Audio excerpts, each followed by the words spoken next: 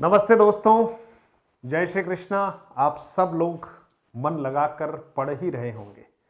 बहुत सरल से शब्दों में कहा जाता है मन लगाकर पढ़ लेना। फिर कोई हमें कह देता है मन लगाकर ये काम कर लेना।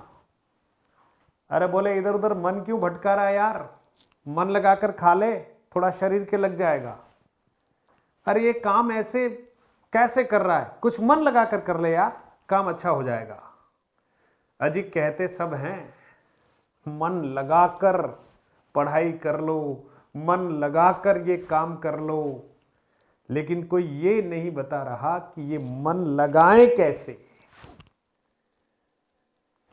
क्योंकि यही तो सबसे बड़ी हमारी दुविधा है मनुष्य की, कि मन इतना चंचल है कि इसको एक जगह पर टिकाए रखना, लगाए रखना योगियों के वश में भी नहीं है। तो आप और हम आखिर कैसे इस मन को वश में करें।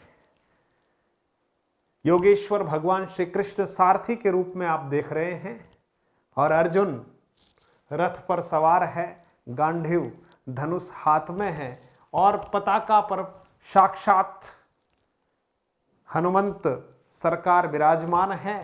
ये मन रूपी घोड़े जो देख रहे हैं ना आप मित्रों, इन पर अगर दृढ़ संकल्प रूपी लगाम न लगाई जाए तो बहुत मुश्किल है कि इन्हें हम अपनी दिशा में दौड़ा पाए। कभी आप विचार कर रहे होंगे कि मन तो वही लगता है जहां लगना नहीं चाहिए। लाख कोई कह दे कि यार तेरा मन बहुत सोने में लग रहा है ना, स्लीपिंग, और इधर कहा जा रहा है कि ज्यादा सोओगे तो फिर पढ़ाई कैसे करोगे। और जब भी आप देखते होंगे कि दिन भर में आपने सोचा होगा कि यार चलो मैं आज दिन में पढ़ाई नहीं कर पाया तो चलो मैं रात को पढ़ाई कर लूंगा। आखिर रात को जब आप पढ़ाई करने बैठते हैं तो थोड़ी देर में हो सकता है कि आप विचलित हो जाओ, मन में कई सारे फितूर आ जाएं और मन आपको उस पढ़ाई से डिगा कर या तो सुला देगा, क्योंकि नींद का आह्वान तुरंत हो जाएगा। जब आप किताब खोलेंगे थोड़ी देर में आपको उबासी आने लग जाएगी, क्योंकि ये मन को लगाना, मन को वश में करना इतना सरल नहीं है। मन बड़ा चंचल है, और प्रतियोगी परीक्षार्थियों का हो, युवा साथियों का हो, अधेड़ अवस्था के हमारे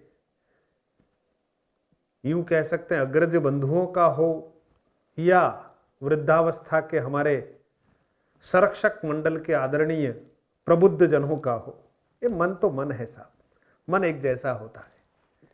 और ये अक्सर पढ़ाई में नहीं लगता, अक्सर भगवत भक्ति में नहीं लगता, अक्सर सद कार्यों में नहीं लगता। इसे तो पता नहीं, हमेशा वही कार्य अच्छे लगते हैं जो ये इस समाज को स्वीकार्य नहीं है और शायद शास्त्र सम्मत भी नहीं है। अब चलिए सब बातों को छोड़ दीजिए, अब साहब हमें तो पढ़ाई में मन कैसे लगे इसके बारे में जरा विचार कीजिए। मित्रों, मैं आपसे इसलिए आग्रह कर रहा हूं कि इस दुविधा से मैं निकला हुआ हूं और अभी भी इस दुविधा में फंसा हुआ अभी भी। क्योंकि आप सोचिए, मन के ऊपर स्थायी कंट्रोल करना तो संभव है नहीं। थोड़ी देर में, कुछ दिनों में, कुछ वर्षों में, कुछ महीनों में ये तो भटकता ही है। और जब हम पढ़ने बैठते हैं और कुछ किताबों के साथ जब हम मेहनत करने का प्रयास करते हैं तो मन में कई तरह की ऐसी ऊहापोह चलने लग जाती है जो शायद पहले नहीं चल रही थी। जब भी पढ़ाई का संकल्प लेंगे तो मन कई प्रश्न खड़ा कर देगा। अरे बहुत सारे लोग हैं, बेरोजगारों की लंबी फौज है, इतनी सी सीटें आती है और लाखों लोग मैदान में होते हैं और बहुत सेटिंग चलती है, पेपर आउट हो जाते हैं, है ना। अरे कहाँ ईमानदार लोगों के लिए जमाना रहा है, सिलेक्शन नहीं हो सकता, फालतू की बातें हैं। इसलिए मन बार बार कहता है छोड़ना यार, ये पढ़ने वढ़ने के काम नहीं कर रहे। मन वही आपसे करवाता है जो नहीं करना चाहिए था। इसलिए पहला सूत्र तो ये कि मन जिस काम को करने के लिए कह रहा हो उसको हमें नहीं करना है। मन कह रहा है कि अभी उठ जाऊं और मैं ये काम पहले कर लूं, इसका मतलब ये आप मान लेना कि आत्मा के द्वारा थोड़ा कंट्रोल स्थापित करो और वो काम उस समय मत करो जब मन ने कहा। मन ने कहा नींद आ रही, सो जाएंगे यार, सुबह उठकर पढ़ लेंगे, इसका मतलब पक्का है कि जिस समय मन ने कहा उस समय नहीं सोएंगे और 1 घंटा खींचेंगे अपने आप को और फिर सोएंगे। क्योंकि मन पर छोटे छोटे कदमों से ही कुछ कुछ नियंत्रण पाया जा सकता है। क्योंकि अगर इस मन की ही बात हम मानते रहे ना साथियों, तो निश्चित तौर पर हमें ये कहीं का भी नहीं छोड़ेगा। परिवार में, घर में, समाज में, सब जगह हास्य का पात्र बनाकर छोड़ देगा। इसलिए जब ज्यादा सोने का मन हो तो उठ जाओ, है ना। कम पढ़ने का मन हो तो बस बैठ जाओ और मन बनाओ और मन को कह दो कि तेरे इतनी उछल कूद से मैं ज्यादा विचलित होने वाला नहीं हूं। तेरी बातें थोड़ी बहुत मान लूं वो ठीक है, लेकिन सारी बातें तू मनवाएगा तो मैं ये स्वीकार करने वाला नहीं हूं। क्योंकि जो जो तू कहेगा बस मैं वही काम नहीं करूंगा, उसका जो विपरीत होगा वही काम करूंगा। और मन के विपरीत अगर कोई काम हम करते हैं तो वो आत्मा का कार्य है। इसलिए साथियों, आप पढ़िए और मन को समझा दीजिए कि मन जब चंचल ज़्यादा हो तो किताब साथ में रखनी है, मन नहीं लग रहा हो तब भी ज़बरदस्ती किताब पढ़नी है, क्योंकि मन को हमें पस्त करना है। एक बार ऐसे ही समर्थ गुरु रामदास जी को, है ना, जब वो तपस्या की स्थितियों में थे और जंगल में थे, तो रह रहकर जब वो तपस्या कर रहे थे तो उनका मन उन्हें वहां से हटाने का प्रयास कर रहा था और मन ने अंदर एक राग छेड़ दिया, बोले आज खीर खानी है। फिर वो ध्यान लगाने का प्रयास करे और फिर रह रहकर मन में ये भाव उठता है, बोले नहीं यार खीर खानी है। आखिर समर्थ गुरु रामदास जी जो हैं वो बड़े व्यथित हो गए, बोले यार हद हो गई, आज साधना में मन नहीं लग रहा और ये मन बार बार कह रहा है कि खीर खानी, खीर खानी, खीर खानी।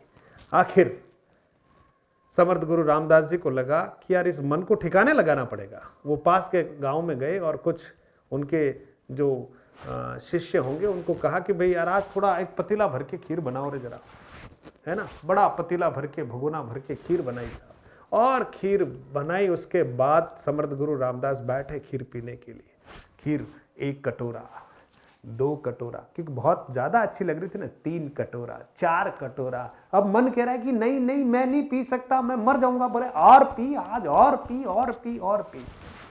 आखिर मन को पस्त कर दिया, बोले खीर पीऊं, खीर पीऊं, मैं साधना में लगा हुआ हूं और तेरे को रह रहकर खीर पीने की याद आ रही है। ले खीर पी। कितनी पिएगा? 1 लीटर, 2 लीटर, 5 लीटर। मन पस्त हो गया साहब, उल्टी हो गई, खत्म कार्यक्रम। मन ने ये निश्चय कर लिया साहब अब मैं खीर नहीं पीऊंगा, ना ना ना खीर नहीं पीऊंगा। तो कम से कम आप समझ जाइए, हमें भी जरा मन के ऊपर इसी तरह से कुछ प्रयास करना है। मन जो कहे वो नहीं करना है। मन कहे कि ऐसा, ना ना ना ना। और पढ़ने के संदर्भ में तो मन को कह दो पढ़ूंगा, पढ़ लिख कर मुझे कुछ करना है, इस समाज को मुझे कुछ करके दिखाना है, मेरे माता पिता के मान सम्मान का ख्याल रखते हुए मुझे कुछ सिद्ध करके दिखाना है। इसलिए तेरी सारी बातें मानूंगा नहीं, जो ठीक होगी तो मान लूंगा और बाकी बातों का प्रतिरोध करूंगा। इस तरह से आप जरा कोशिश कीजिए।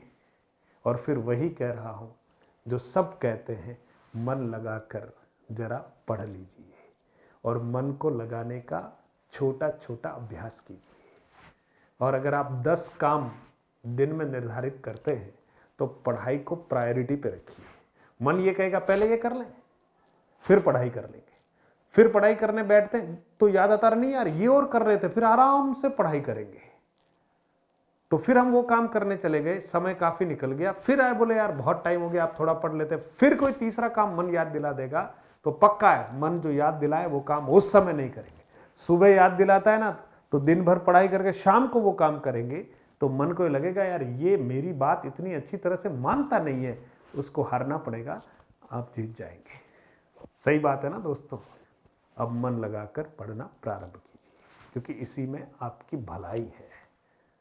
और हम तो आपको पढ़ते हुए देखकर बहुत प्रसन्न होते हैं, तो फिर सोचिए आपके माता पिता को कितनी अच्छी अनुभूति होगी, मेरा बेटा बहुत अच्छे से पढ़ रहा है, मेरी बिटिया बहुत अच्छे से पढ़ रही है, ईश्वर करे कि इनको सफलता मिल जाए। ऐसा उनके मुंह से आशीर्वाद सदैव निकलता रहेगा। ठीक है दोस्तों, मिलते हैं किसी और अच्छी चर्चा के साथ अगले वीडियो में। तब तक मस्त रहें और पढ़ते रहें। अच्छा लगा हो तो मित्रों तक जरूर पहुंचा दीजिएगा। जय श्री कृष्ण।